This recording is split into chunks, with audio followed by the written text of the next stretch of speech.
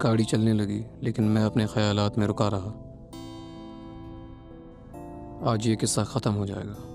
ये मेरी ज़िंदगी का सबसे लंबा केस था, मगर आज इसको ख़त्म करते ही मैं अपना काम छोड़ दूँगा।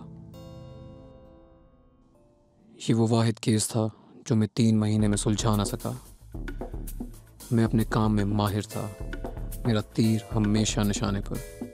लेकिन जब से ये केस मुझे मिला, 4 कत्ल हो चुके थे, मगर आज ये किस्सा ख़त्म होकर ही रहेगा। मैं उसकी चाल समझ चुका था, कैसे, कब, कहाँ। मेरे पास सब जवाब थे।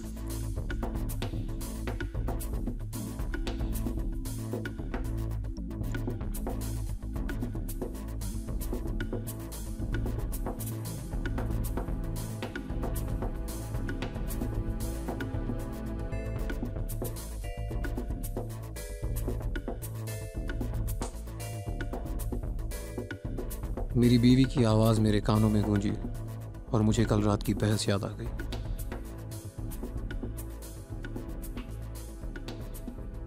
ये काम छोड़ दो, तुम्हें खुदा का वास्ता, हमारा बच्चा होने वाला है।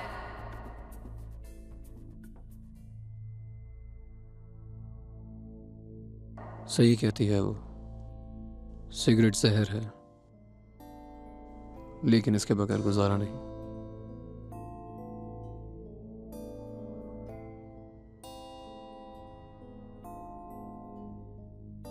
आज फिर वही खून खराबा नहीं देखना पड़ेगा। वो फूटी हुई आंखें, वो बेजान जिस्म। इस नौकरी की वजह से मेरी ज़ाती ज़िंदगी पर इतना असर पड़ेगा, ये मैंने सोचा नहीं था, मगर ये वक्त सोचने का था ही नहीं। लेकिन शायद ठीक ही कहती है वो। ये पेशा है खतरनाक। कातिलों का पीछा करना, मुजरिमों को पकड़ना। आखिर उसकी ज़िंदगी है भी तो क्या? रोज़ बस वही सवाल कि मेरा शौहर जिंदा वापस आएगा भी या नहीं। मैं एक वहशी जानवर का शिकार कर रहा था। बेमकसद मासूम लोगों की जान लेना, ये एक जानवर का ही काम था। मुझे अगले मजलूम के सामने वाले घर में जाकर छुपना था। मेरे हिसाब से वो कातिल अपने अगले शिकार के साथ घर में घुसेगा और मैं उसे रंगे हाथ में पकड़ लूंगा। मैं खामोशी से घर में दाखिल हुआ। मुझे बस ऐसी जगह ढूंढनी थी जहां से गली साफ नजर आए।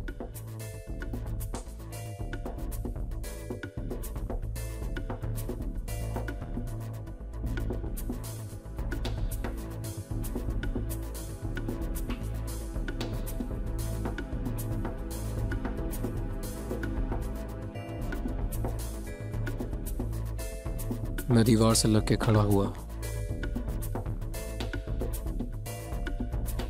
वक्त मेरे साथ था।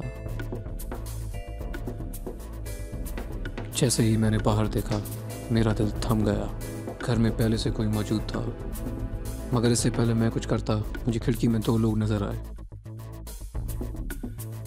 सब इतने सुकून से हो रहा था कि कोई ये नहीं कह सकता कि ये लोग पहली बार मिल रहे हैं। रात के अंधेरे के साथ उनका जुनून बढ़ता गया। मेरे पास अभी भी वक्त था।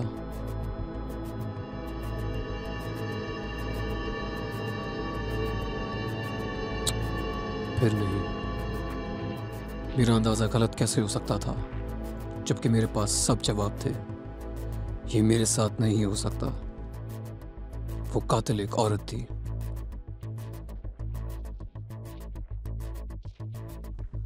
मैं चुप के उसको देखता रहा।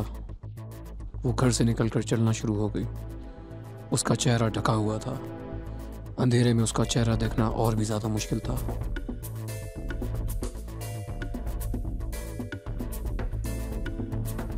उसकी चाल से ऐसा नहीं लग रहा था कि उसने कुछ गलत किया हो। उसका एतमाद आसमान को छू रहा था। गली के बाद गली मैं उसका पीछा करता रहा।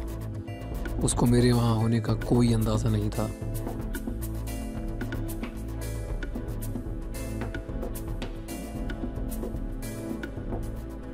उसका पीछा करते करते मैं दोबारा पेट्रोल पंप पहुंच गया। वो दुकान के अंदर चली गई और मैं बाहर उसका इंतजार करता रहा। ये मेरे काम का सबसे मजेदार हिस्सा था, इसी के लिए मैं जीता था। जैसे ही दरवाजा खुला, मेरी जिंदगी रुक गई। मैंने उसे अपनी तरफ मोड़ा और मेरे पैरों से जमीन निकल गई। वो कातिल और कोई नहीं, मेरी बीवी थी, मेरी अपनी बीवी।